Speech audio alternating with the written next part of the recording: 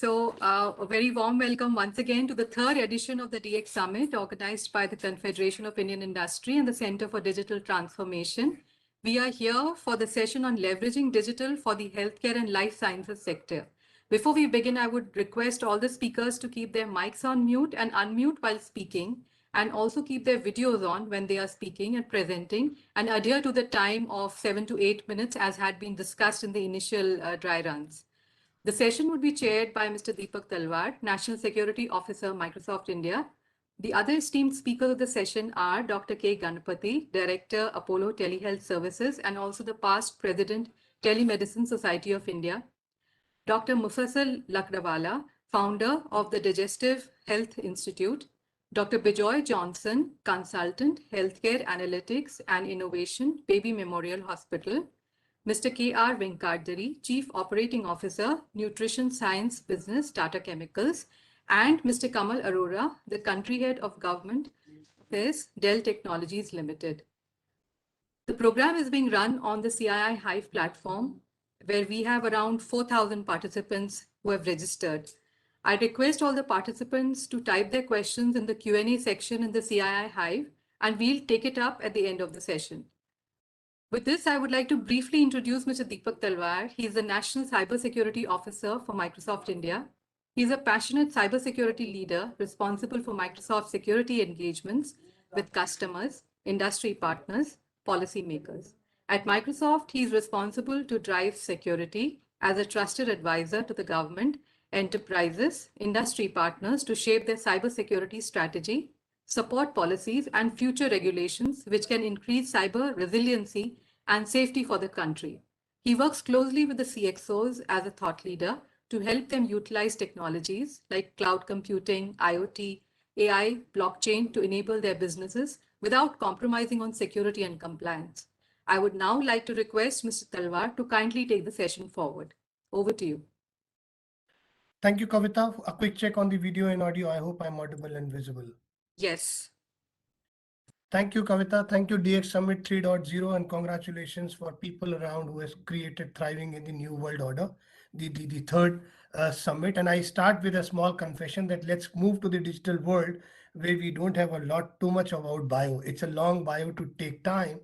I think that's the one way we will utilize the digital platform, moving forward. Today, I am so glad and actually happy while interacting earlier before this session in the past last week about DX Summit on a topic leveraging digital for the healthcare and life sciences because of the panel which I have. As distinguished as Dr. Ganapathy, Director Apollo Telehealth, Dr. Mufi, Dr. Bijoy, Mr. K.R. Venkat, Mr. Kamal Arora, Country Head Dell, as much as I spoke to them, I think it will not be my session. It will be the session for all of us to hear. But I will take just 2 minutes to set the context. And thanks, Kavita. We will make sure we finish on time. And for that, we will take an initial point of view from each our distinguished co-panelists, as well as a brief intro and adding the context to the topic, and then moving a little deep dive into specific questions. While I was thinking through, as on the healthcare and life sciences, I think that there cannot be a better topic where we have actually seen that now more than ever, the healthcare industry needs innovation, diverse transformation, solutions, democratization, high quality, high quality deliverables for patients, for outcomes, extended support to the entire medical fraternity. And I don't have to establish why I'm using that word now, because what we have seen in past 22 years in healthcare, we should be taking a bow to each of the COVID warriors, healthcare warriors, life sciences fraternity, research and R&D, because of which we are surviving, if I can say so, right? So thank you for them through this platform. I wanted to start that session with.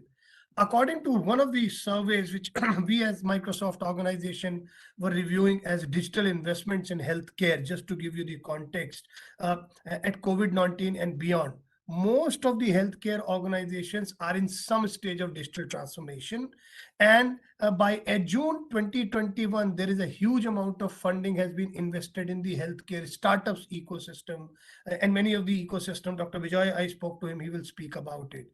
And putting these mega trends together, it generates significant opportunities for innovators, for startup companies, for healthcare communities, digital disruptors, so that we create solutions for people's good, for people's better health. And that is why we are today aligning that. I would also like to confess that where I created this whole context, I created this whole context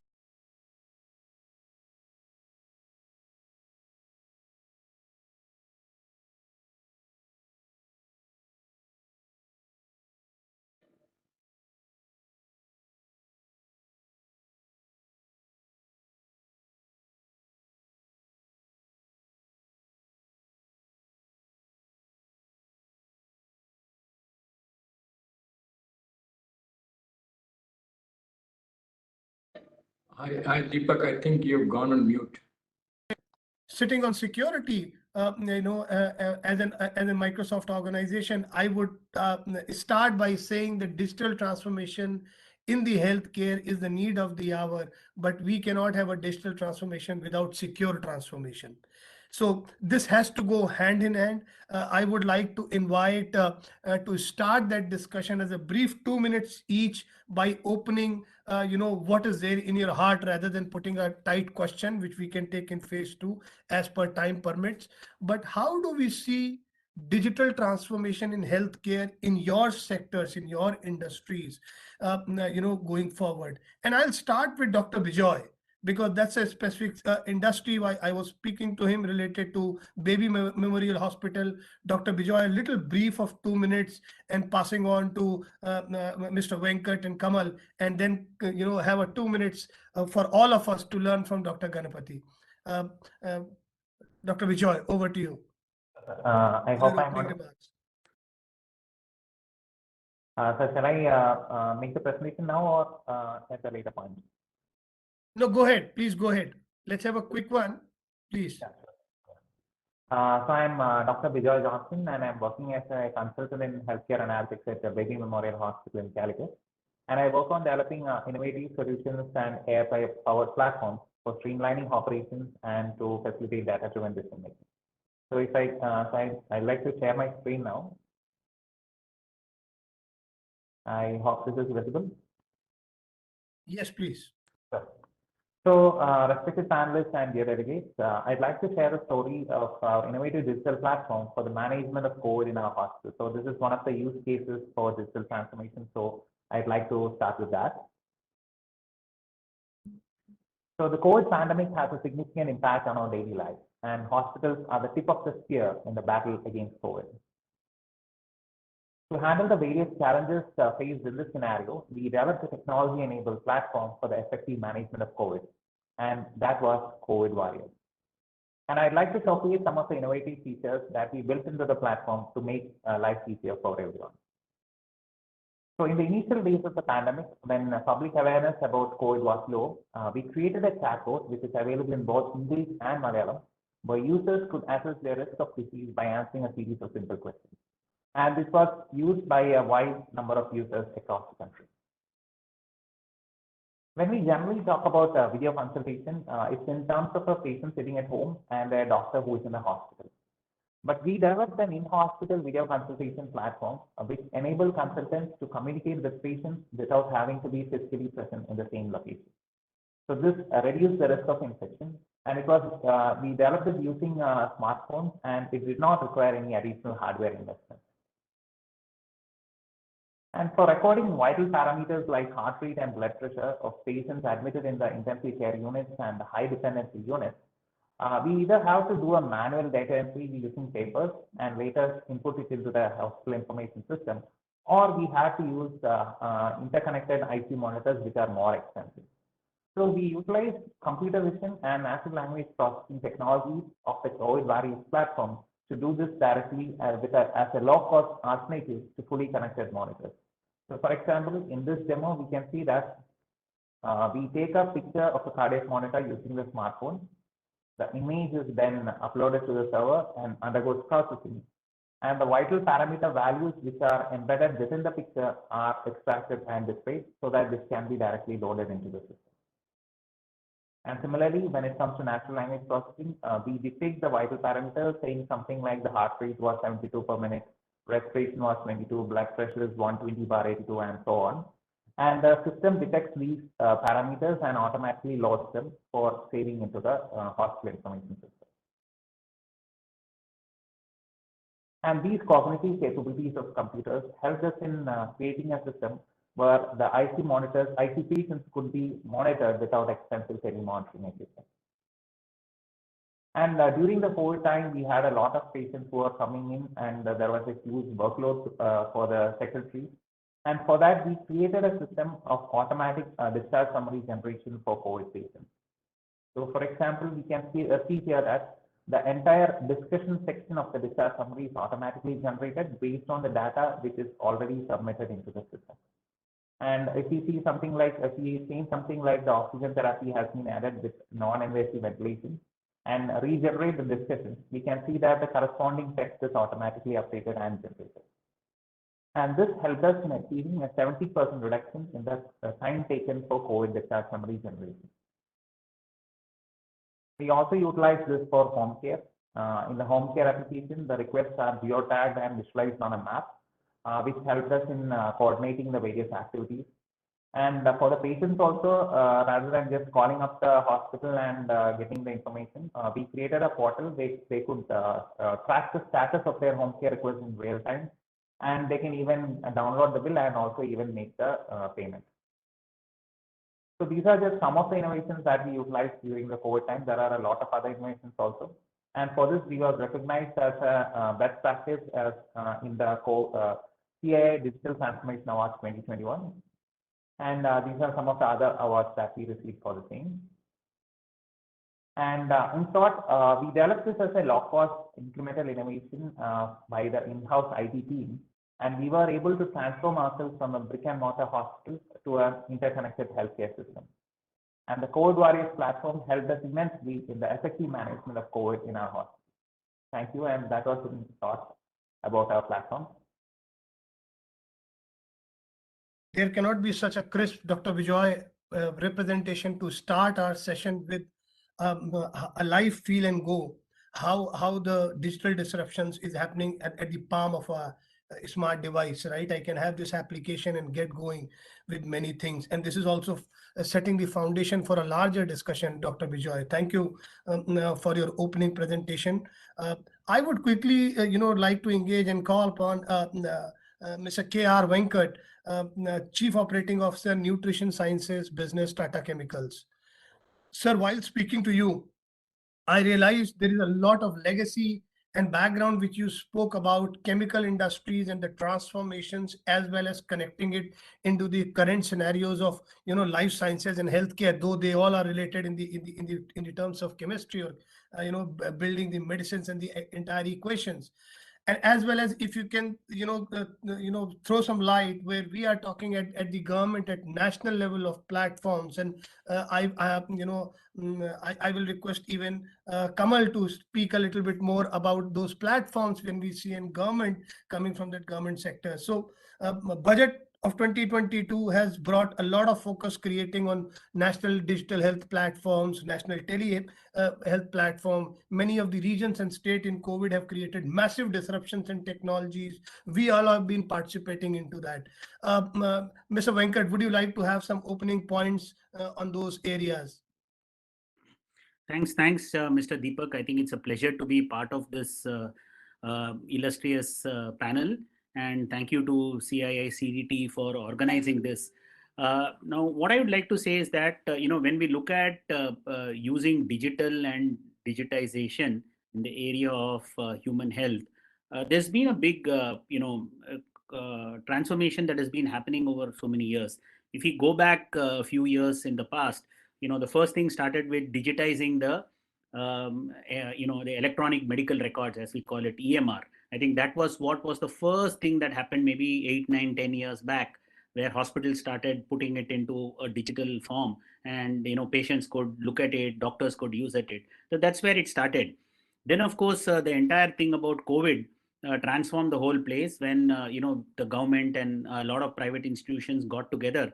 Now the COVID app is actually a brilliant information base that the government has today on the health parameters of virtually the whole country. That's the second big leap that has taken place, and this has also aided the whole concept of telemedicine, etc. People earlier always wanted to go and meet a doctor face to face, and now we have all become comfortable talking to a doctor on a video call. So there's a second level of transformation that has taken place, where I would like to also draw and say that how can the whole concept of health and wellness leverage on digital is where I would like to now take it and talk about it. And in Tata Chemicals, we are in the nutrition business, and we are looking at that in a very deep manner. Just to step back and say that, of course, there was always this feeling about people being wanting to be healthy, but COVID has actually made it far more critical.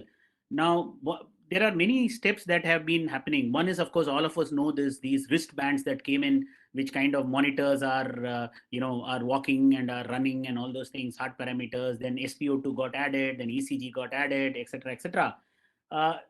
After that, what we also saw is that a lot of health platforms started coming in, which actually monitors what you eat, and based on advising people that eat this, don't eat this, etc. Now, where I would say that the third step that is actually happening, and there are a set of people who are already working on it, is the whole concept of genome mapping. Now, this is where the technology bit of it comes in, because obviously when you are getting into genome mapping, you need high biology and very, very high computational and digital capabilities and technologies. So that is the third big step that has actually come in. And the fourth important part of it is that's where I believe is how do you actually put all of it together to handle the chronic diseases. Now, today, all said and done, if you take diabetes, we take heart diseases, cardiovascular diseases, or obesity, etc., which of course a country like India, for the wrong reasons, we are the diabetes capital, etc. Now, what is now happening is that one of the things that we in Tata Chemicals have also been working on is studying the microbiome. In fact, while there's been a lot of work that has happened to understand about the brain in the past, but there's a lot of understanding that has happened over the last maybe 15, 20 years about understanding the microbiome in the stomach. That actually is a very good indicator of a human's health. And what some of the studies that we are talking about is to say that when we look at and very clearly, microbiome is like a fingerprint. My microbiome will not be the same as any of yours. It's like a fingerprint. Each human being has a different configuration of the microbiome.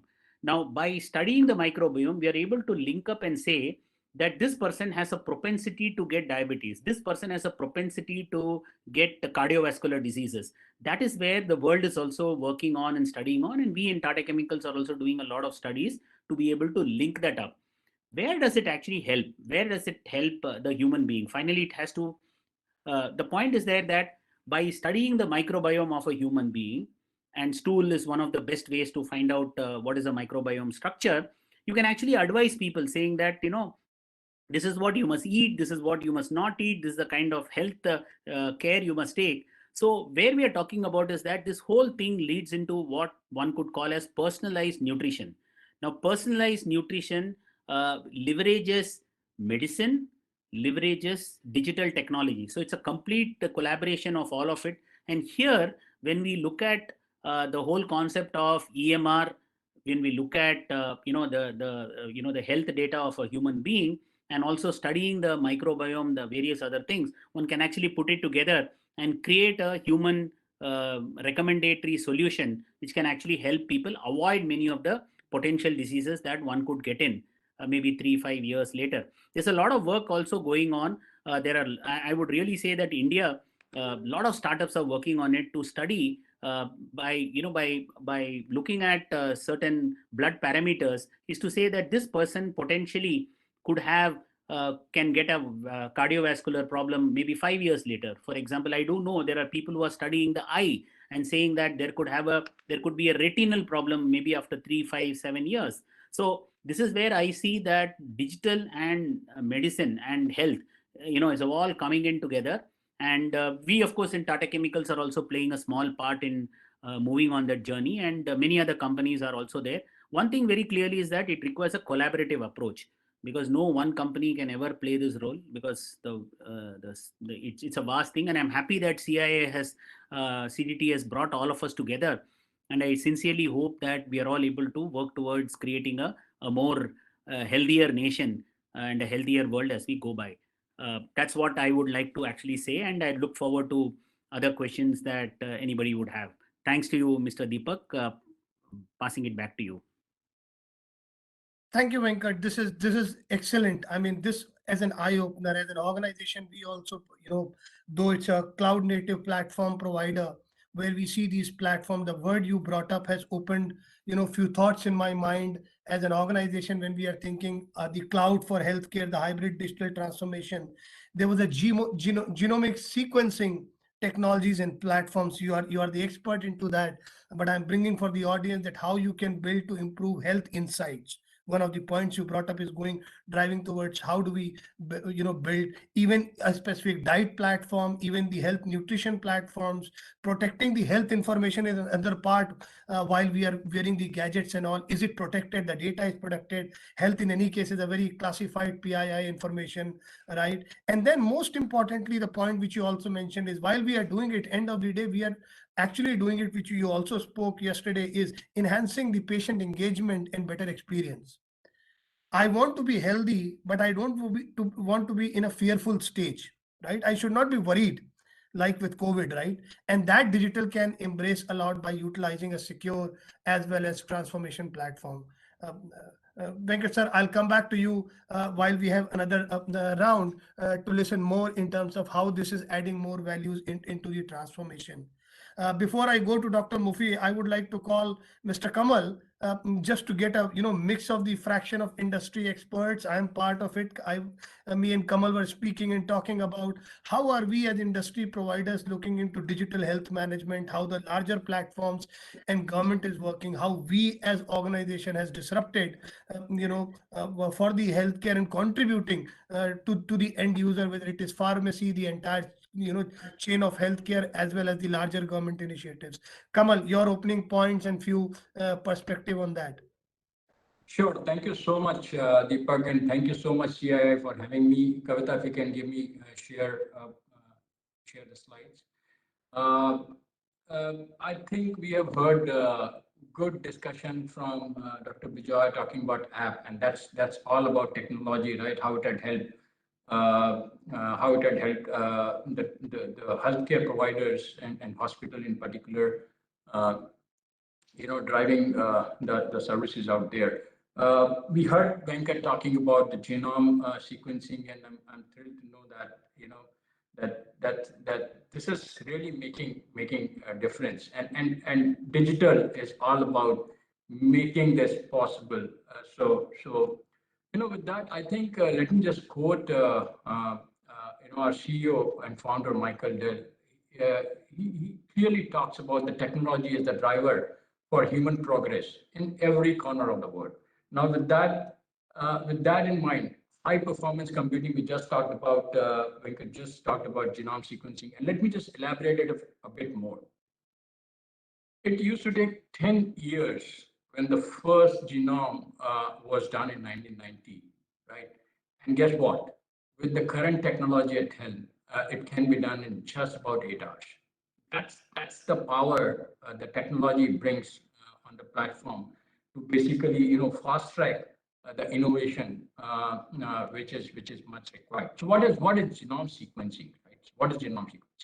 Genome sequencing is basically testing any genetic disorder, mutations that are causing rare diseases, and by understanding that in totality, we can be in a better position to understand, diagnose, treat, do a personal treatment, personalized nutrition, as Mr. Venkat was talking about, all of that, which can be held fast track. Now, if we look at where genomics can be used, are being used currently, it's being used by insurance companies. It's being used by pharmaceutical companies in developing their drugs. Hospitals are using big way in terms of doing personalized medicines. Clinical labs are working on it. Inherited diseases, how it is playing down to the generations can be quickly looked into it. So you see, a whole lot of applications are being run to understand how genomics are affecting each one of us individually, and how it can be treated very differently as a personalized treatment for all of us. And in fact, as we speak, the whole COVID vaccination, I would say that while scientists and doctors and different people have been on it, technology has helped in fast tracking that development. Now that's one part of it, like how genome sequencing and other HPC technologies are helping. What we have seen during COVID environment is that how pandemic has been managed by our own administrators, even in India. So what had happened during these times, right? Situational awareness center, pandemic operation centers were formed, and these operation centers were trying to look at multiple facets of managing pandemic in their own territory, in their own administrative areas. They were looking at geographical situation, whether there is a classification of hotspots or other stuff around that, tracking the quarantine people and making those areas which are requiring those kind of support from medicines, from healthcare, and all of that, treatment of that. There was a summary dashboards which are available, which was finally collated at a national level, where the data was coming in terms of how many people are infected, how it has been progressing, the SOPs in managing this, for various administrative purposes. And of course, the citizen app like COWIN applications and others, right, gave a very unique position to us, which was world's largest being used for such kind of a application of such a short notice. So that all actually brought a lot of emphasis on how digital can really help in managing healthcare. Excited by this, government is talking about taking this to even smaller districts and creating the operation centers at about 4,000 odd cities across the country. So that's a large leap which administrators are going to have. Finally, if we look at leveraging these emerging technologies, I think it can be used at multiple levels. In 3D printing, it can be used for understanding the implants, clinical cost, so on and so forth. Artificial intelligence really help in computation pathology, managing comparisons and zeroed in on issues out there, drug discovery, and so on and so forth. IoT is at the edge where it can be used by specialists for giving more precise treatment and providing the remote experts help by using these devices which are wearable or implantable.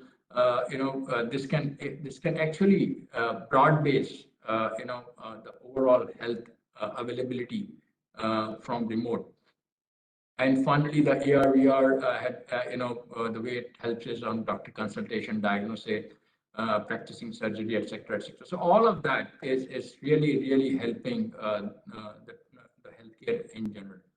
Talking about a digital health mission, which is one of the largest program run now being announced by the government. I think the large objective there is how open digital ecosystem can be created, which can actually help the patients across the country to utilize various services and healthcare systems.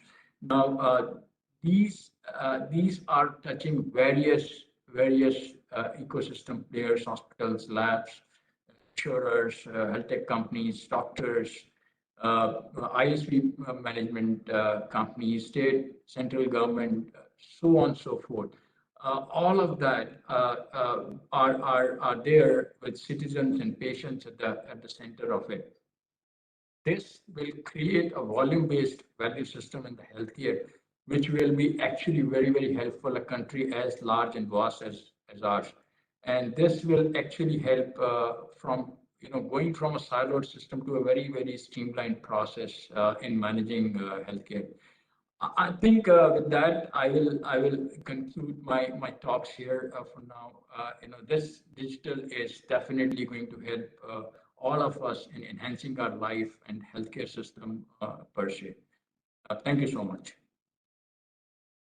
Wow, Kamal, I think one of the things which I'm learning is because of the digital health management is, I think all of us who will see recording later on will have a perspective or bird eye view that how important it is and where it fits well in the technology. Thank you for bringing that aspect. I am super excited by saying few things is that I think this will generate a lot of ecosystem. Any national platform or ecosystem actually brings a cohesion as well as, other than small, security and privacy and perspective, which by default has to be the, as we say, privacy by design and taking care of those things. These innovations can bring in the entire ecosystem very, very tightly knitted. And most importantly, I think it will benefit a lot of research and innovation, getting the most advanced techniques to come to India as well as to us, which we can utilize through that. That's the larger vision I also see, not just this patient's recovery out of that. Thank you, Kamal, for bringing that up. Before I bring Dr. Mufi, I'm trying to highlight and, at least holding myself to bring in Dr. Ganapati. And the reason I keep saying that is Dr. Ganapati told me to present a slide, whereas I said, speaking to him, I don't know whether I did a right or wrong thing or not, is give it the speech or the view which you have given, because he brings the different perspective with his years of or decades of experience compared to all of us, or maybe together experience of many of us to him. But at the same time, I thought he should listen to us, being one generation earlier, to see where things are going. Before passing on to Dr. Ganapati, I would like to call Dr. Mufi to very quickly give us a perspective. While we have spoken on technology platforms, we also spoke about few things. Maybe you also add a touch about barriers before moving to Dr. Ganapati to summarize and put few key aspects, that how do we see what are those, transformation as well as barriers which we see on healthcare and life sciences, which is slowing down or not allowing too much innovation into digital disruption. Because we need to talk both. Let's not be only good and say everything is good. What is the bottlenecks we need to look into? I think I'm putting a burden on Dr. Mufi without speaking to him on that. Dr. Mufi, over to you. Thank you, Deepak, and hope I'm audible. If I can only share. Okay. I don't know, how do I share? One sec.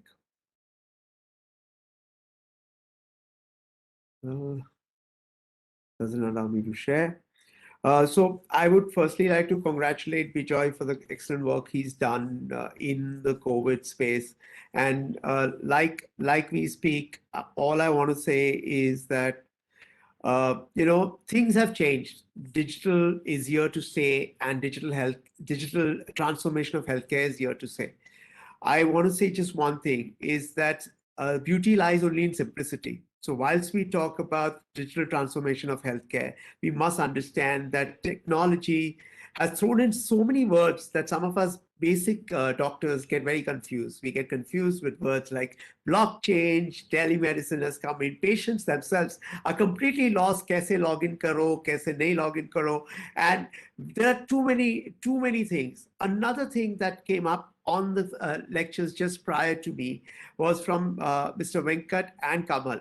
Both of them spoke about something which is 5 or 10 years down the line. And that is why I want to speak about 5 or 10 years down the line, how we will see medicine, right?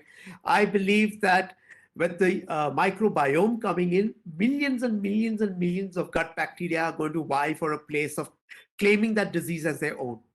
We'll have to have the computing from people like Kamal and his company to try and give us which is that bacteria, which is that microbiome, which is going to affect us. Can we put it all in a pill before we can start eating it? And what Mr. Kamal spoke as well about genomes, right? When we started looking at how genomes would affect us, well, the COVID genome could be deconstructed in less than 15 days to a month. And that's how we got the vaccines. Just 30,000 scripts. The human genome in replacement has got millions and millions of scripts out over there. So that's where we are. So I think that I just try and share my slide. I don't know why I can't share it. We have given you the rights, Dr. Murphy. You can share your slides. So I'm not being able to for some strange reason here. I'm just In the center. You can go to the share, which is written on top of your screen. yeah. And below that, when you click on it, below that, you would find share my Just one. screen. Yeah, I've done that. Somehow it's not allowing. Just give me a second. Yes.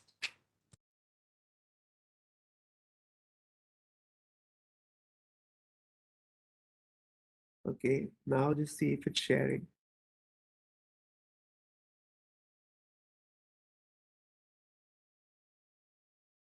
Granted access, but somehow it's not.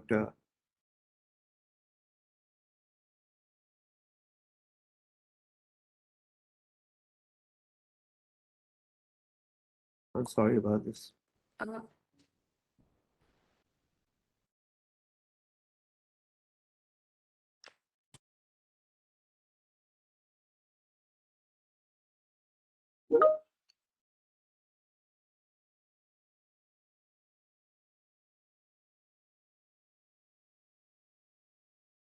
Is the sharing mode on for Dr. Murphy to share? Yes, it is on. Dr. Murphy, can you Yeah. just send it to me? Perhaps while you speak, we would try to share it from our side. Okay, I'll just try and send it to you one sec.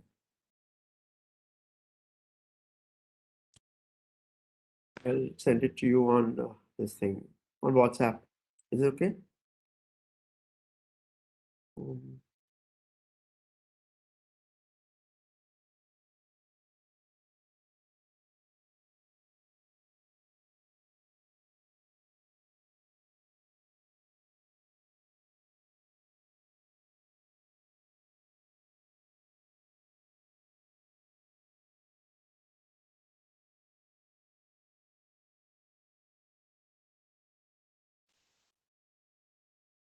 I've shared it onto that group only. Okay. Yes, just got it. We'll just share it. Sorry about it. But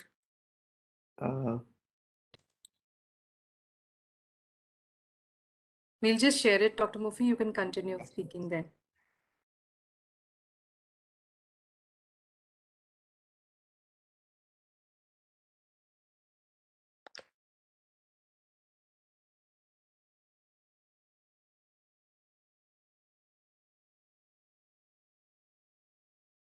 is it there?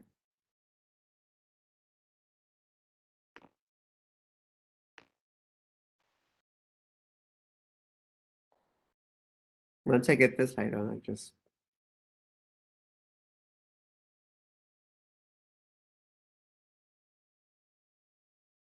Yeah. If we can just go on to the Full screen. Yeah. Yes. Okay. So like I said, we are going to each patient, the big challenge, Deepak, like we spoke about, is that each patient is going to generate millions and millions of data points, right? How do we put all these millions of data points? Remember that as the Honorable Prime Minister announced the NDHM, you are going to have all these data inputs coming in. Today, IoTs, the various wearable devices, the various things that even online monitoring, like Bijoy showed, of grabbing images right from the screens and then putting them into managing critical care patients. All this is going to throw up. How are we going to make sense out of these? How are we going to anonymize this data? How are we going to, that's all simple stuff that most technical people will know how to do. But how do we reach out to the patient? How do we reach out to the doctor and simplify things for them? Because you've got 1.3 billion people and counting, and if each patient generates 1 million data points, just imagine the amount of data points that we're going to generate. Next slide, please.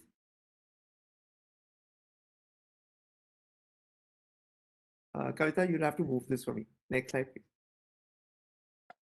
Yeah, so I think that the most important thing is about patient experience, right? At the end of the day, when a patient comes to a doctor, he just talks about his experience. He does not want to know what the doctor's done, how he's done.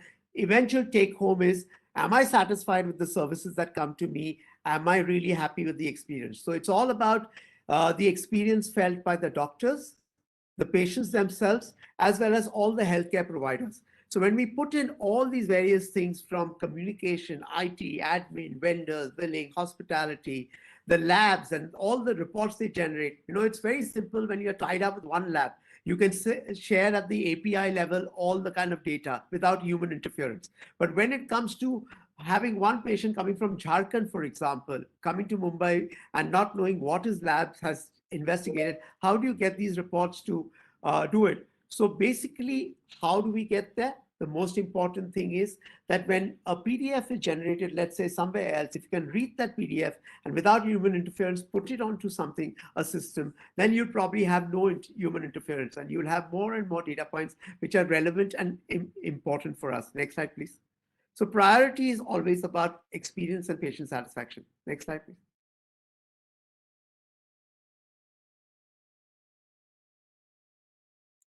So so far we've always done WhatsApp patient monitoring systems, and the easiest way a normal patient would communicate with the doctor is, oh doctor, I've got fever, this is my SpO2, especially in COVID. What do I do next? And then the doctor replies.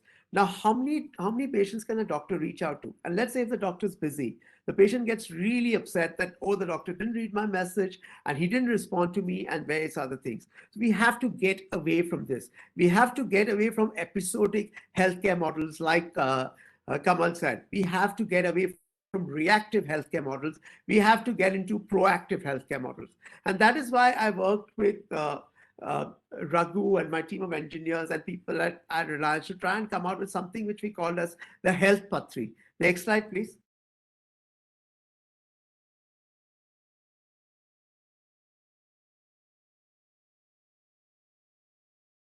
So this is how a normal conversation would happen, and there would be million conversations like this, and it's impossible for any doctor to reach out to all his patients. Next slide, please. So we have to do much better. In today's day and age, we have to do far better. We have to prioritize patients. So if I, let's say, have to see 1,000 odd patients in my domain, in let's say in a month, how do I know which patient is doing well, which patient is slightly off track and needs my help, or which patient needs urgent attention? Now, if we are in the current model of healthcare, which is all episodic driven, we always will reach out. The patient will either reach out to us saying, doctor, I've got pain, can I come and see you? Or then the doctor usually will probably tell a patient, you come at periodic points of time, but it's never proactive in the sense that the patient is not aware that he's in problem. Neither is this doctor aware that his patient is going into a set of problem, and how do I get it? So that's what we try to develop. Next slide, please.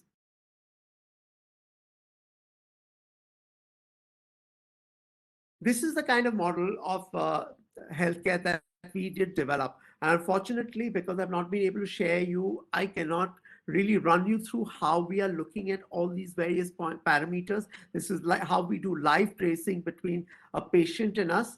But let's say if I have all these 60 patients which are on my dashboard, in the morning when I get up, I will look at the red ones, because the patient's inputted all his parameters either by an IoT varying device or by various methods that he's put in. All his investigations are there. Let's say if his if you have to measure all his digital healthcare records longitudinally, even inputs like microbiomes or his genetic markers might all get in there, which will give me a mix which will be AI driven. And AI assistants will work backwards to tell me which patient needs urgent critical care, which patient might need to come and see me, and which patient is absolutely safe and I don't need to worry about him.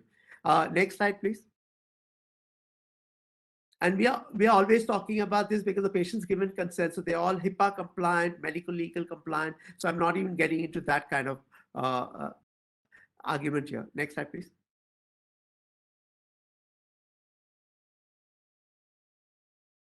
So this is how we select a profile. So every patient, let's say today, Deepak says, I want to monitor the healthcare of all my family members.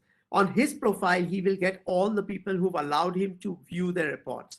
And if they're wearing a device, let's say a smartphone or a band, all these various parameters can be grabbed on that, including all his investigations, which he would do, which would be PDF generated into digital format, which would come up as regular heart rate, SpO2, blood pressure monitoring, and all these parameters can be tracked on a longitudinal basis, on a day-to-day basis, on a week-to-week basis, on a month-to-month basis. And you can always go back and look at all these things. And that would select my patient as to who needs to go in red zone, who needs to go in yellow zone, and who needs to go in green zone. So it basically empowers you to track your digital health. Next one, please.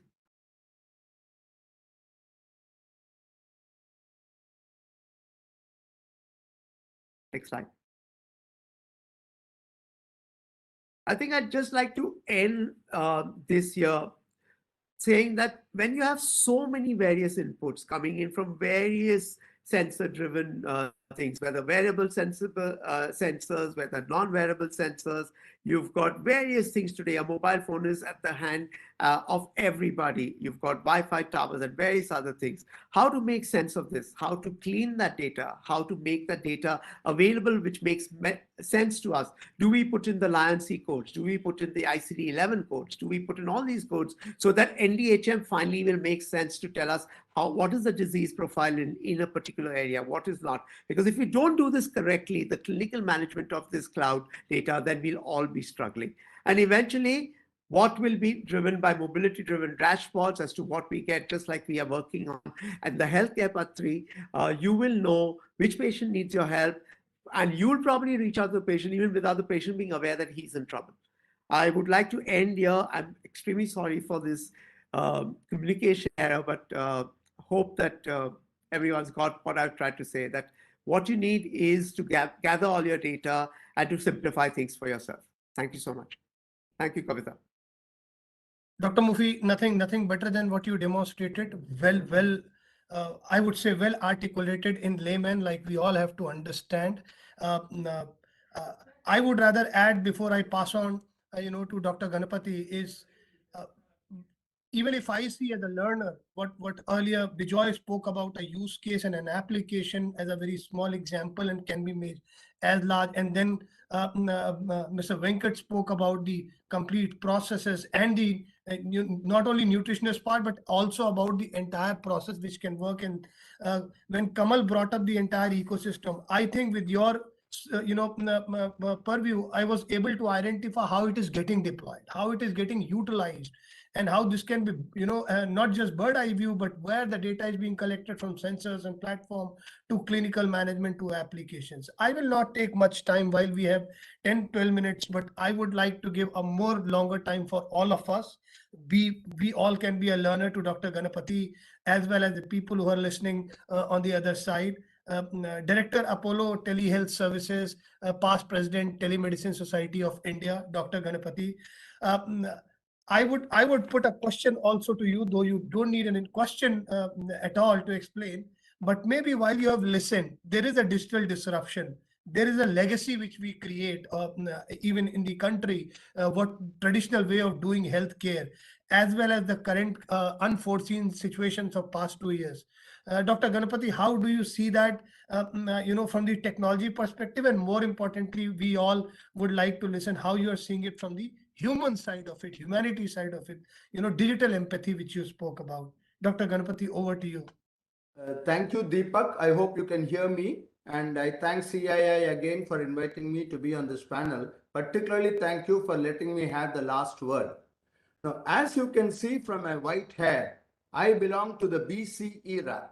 I'm not talking of before COVID, I'm talking of before computers. I was the last neurosurgeon in this country who was trained when there were no computers in hospitals. In the 20th century, doctors were led to believe that the reason for the existence of a doctor was only the patient, and the patient. You will pardon me if I have the impertinence to ask the brilliant technologists which are in this panel. I mean, it's fascinating to see that Dell has been able to analyze 27,000 genes in 8 hours. It's fascinating to see that microbiomes can be personalized. I'm deliberately going to be the leader of the opposition. And instead of asking what, I'm going to ask, so what? I judge people by the benefit which my intervention has made to that particular patient who literally has entrusted his life to me. Ladies and gentlemen, we need to be contextual. It's absolutely fascinating to see big data analytics.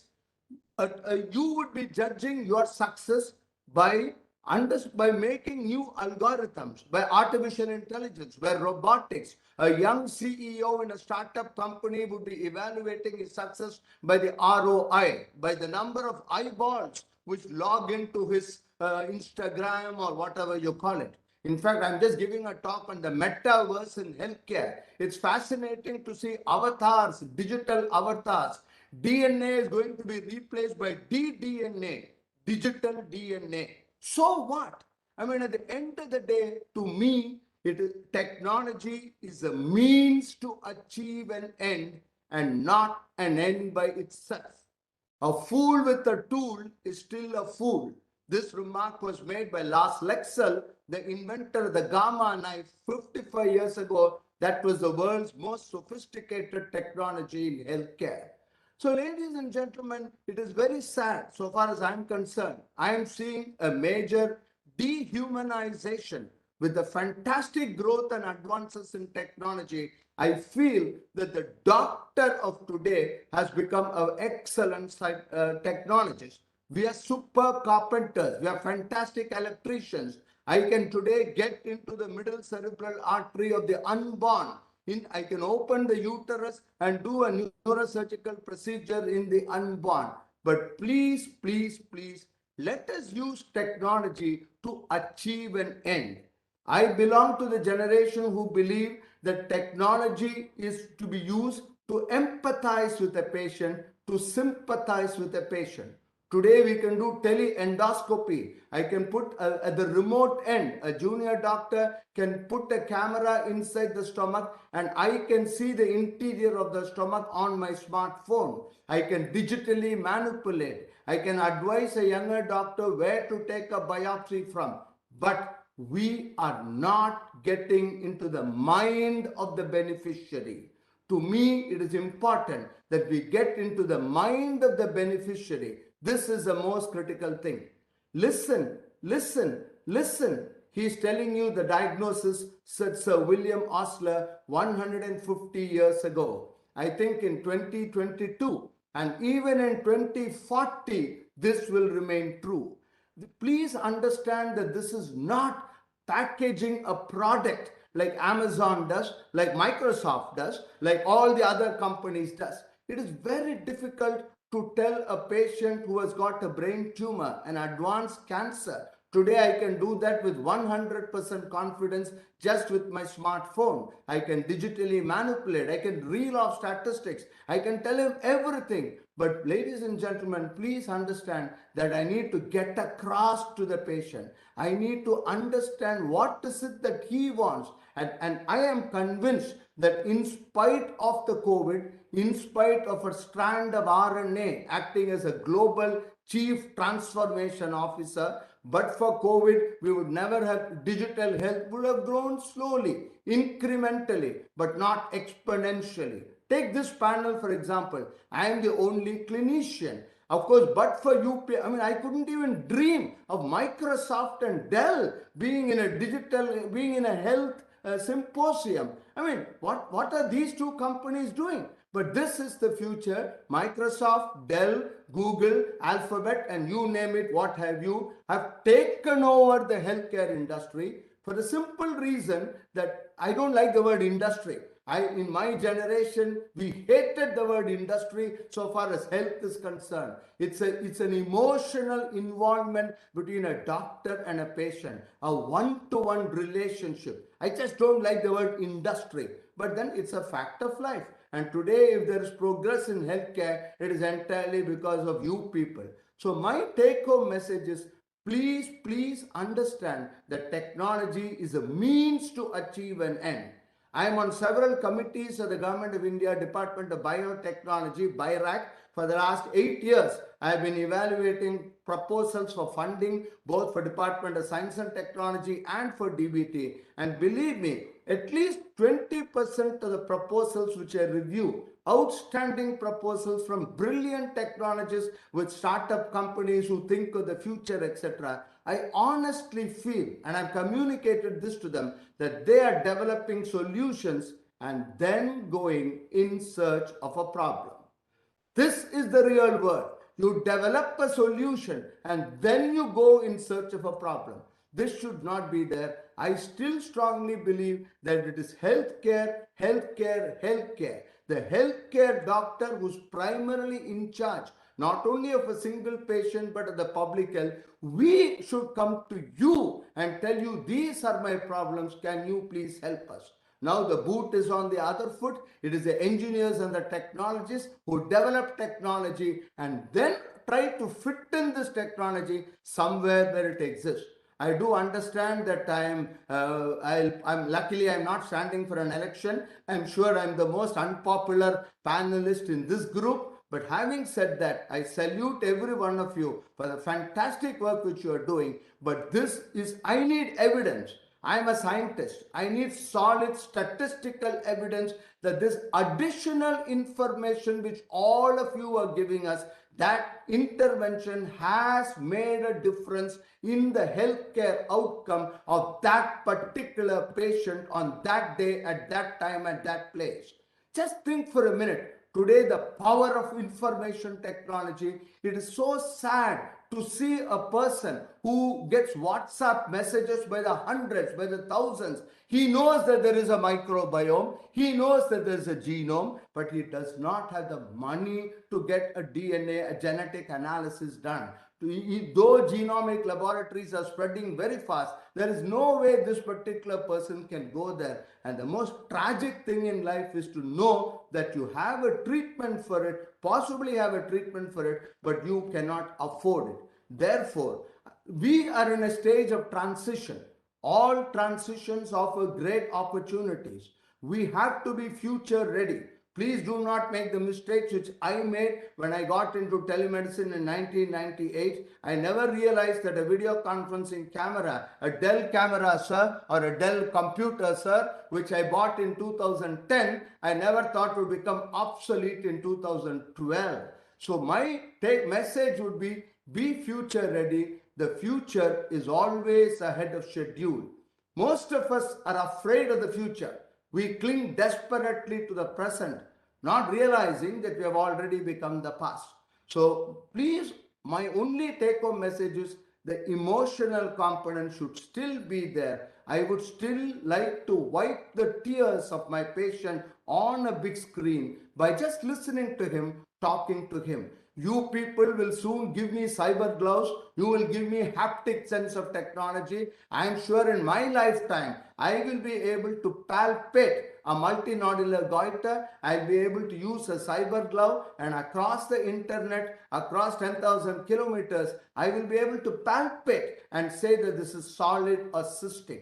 So this human touch is still essential, and I think it will be a deadly combination. I think it will be most wonderful if the doctors of the coming decade retain what they were originally meant for in the last century and are familiar with technology and use technology meaningfully contextually, at the right time, at the right place, for the right person, on the right occasion. But please, one size will never fit all. It's impossible in a country like India. We will be able to totally bridge the urban-rural health divide. Of course, this is happening fast. The National Digital Health Mission is doing fantastic work, and I am very confident in my lifetime, I will be able to see India as the most developed healthcare in the form of technology. Thanks to every one of you, and I salute all of you. But for you, medical doctors like me would never have been here. But again, my appeal is, when you do a project connected with healthcare, please, please, please also involve an actual doctor who is treating the patient, get his inputs, and then do your technology. Do not come to us with a finished product. Come to us even at the conceptualizing stage. I could go on and on. I see people looking at the watches, and I think I will stop here. If there are any questions, I'll be happy to take them. Thank you once again. I can't be more privileged, Dr. Ganapathy, to listen to you. I don't know, this is the first time when this word, I am using it, and if it exists, I'm sure it will exist. In the digital world, the touch point which touched my heart today is digital empathy. Empathy is there, wiping the tears, but while in the digital world, behind technology, in front of a camera, if a doctor with his expertise next to God, I think can get bare maximum, or bare minimum, both sides, as digital empathy as the last point. Though there are many points which you brought up. A fool with the technology still remains a fool in the other side, but definitely utilization. Technology has to be used for the outcomes. It is an enabler, not the complete journey. Medical fraternity has a lot to do with the subject matter expertise in their hand to be looked into. I mean, many more things I would love to see myself as a recording after this to hear from you. Dr. Ganapathy, I think everyone who was on the call, even our co-panelists, will agree. I think it was less time to you where you still was able to pace it up, but your talk has given the consolidation of how digital disruptions is changing the transformation for everyone. I know we are at 12:34. I will steal some time if Kavita allows. I wanted to conclude by taking a very quick rapid fire, bringing everyone on the video with only 2 questions. That rapid fire already has a question because of paucity of time. One is, think of a line you feel is a barrier or a change you want to do in healthcare. Just one line. I'm giving 30 seconds while you talk. And second rapid fire is, what is one word which comes, this is because thanks to Dr. Ganapathy, what is one word comes to your mind when you talk about health? It can be anything, personal or professional or whatever. These 2 questions, like a rapid fire, but I've already given it to you. Very quickly, I'm moving to Dr. Bijoy, to start with you very quickly. What is one line you would like to say as a messaging, which is more related to concern or a blocker, which we should improve?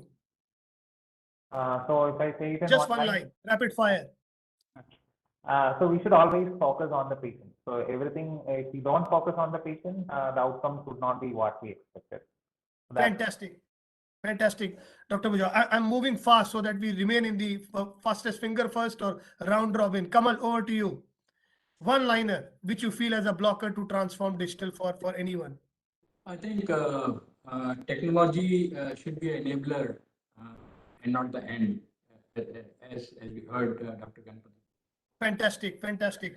Mr. Venkat, from you, what is one liner as a blocker or a transformation? Yeah, I would say that technology should help doctors to be able to provide personalized health at a very low cost, and well ahead of the predicting the health problem well ahead of the when it actually occurs. Fantastic, low cost, predicting it well. Dr. Mufi, what's your one liner?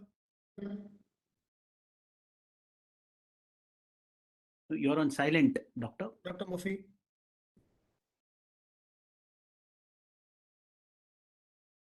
Okay, while Dr. Mufi comes in, unmute yourself, Dr. Mufi. While Dr. Mufi comes in, to save time for me, I'm also putting myself in this radar, not to skip. Obviously, I would say create everything for humanity and empathy. If it is created for me, it is created for world, right? So that's one thing which can unblock with the help of technology. Let's not be the last country in the innovation. That's one liner from me with security. Can I give you I my will one line? pass on. Dr. Mufi, you can hear me? Okay, one word. Dr. Bijoy, one word which is close to your heart when it comes to health and digital, whatever you want to choose. I think Dr. Ganpati wanted to say something. Sure, Dr. Ganpati. The sentence technology should be contextual and should make a demonstrable proof by its intervention in ultimate healthcare outcome. Oh, wow. Oh, wow. I hope, Kavita, it is getting recorded so that we have this as a thesis. Words from distinguished leaders may create a history the way it is. And he's thinking and creating it. Thank you, Dr. The Ganpati. one word is patient's happiness. Wow. Patience and happiness from Dr. Ganpati. Dr. Bijoy, what's your one word? Low cost and suitable for the community. Low cost, suitable for community. Venkat sir, your one word? I would say focus more on health, wellness, rather than medicinal inputs. Health and wellness other than medicinal input. Kamal, what's your one word or a statement? I would say, minimize the gap, the digital divide in, with this technology, Wow. Wow. Anybody I missed? Dr. Mufi, if you're back, one line statement. Okay, I'll skip that to save time for any Q&A. I don't know what I can say for one word, but if I think I would say use technology as enabler to save lives and bring happiness. With that, I think we have come to an end. I don't know how fast it was within this time, Kavita. Sorry for taking 8 minutes more, but there cannot be better than concluding while saying technology will continue to evolve, disruptions will continue.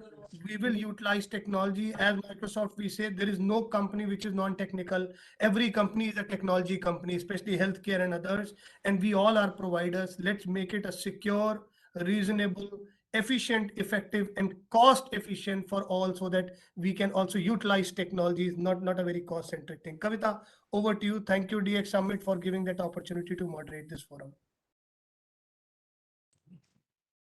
Thank you so much, everyone. Thank you, Mr. Talwar, for moderating the session. My sincere thanks to all the dignitaries, Dr. Ganpati, Dr. Mufi, Dr. Bijoy Johnson, and Mr. Venkatri, and Mr. Kamal Arora. Thank you for your time and your valuable insights. This is being recorded, and we'll share the recording with you as well. With this, we come to the end of the session, and we will start the second session, Building Unique and Innovative Strategies for Healthcare and Life Sciences Sector, Opportunities and the Road Ahead, at 1:15 p.m. As mentioned earlier, today, 22nd February, we have reserved for the healthcare sector discussions. So the second session on healthcare will be at 1:15 p.m. For all those who wish to join, I have put the link out in the WhatsApp group as well. Look forward to seeing you again. Thank you so much. Thank you, everyone. Thank you to all the panel for your time. Thank you so much. Have a good day. Thank Bye. you. Logging off. Thank you, everyone.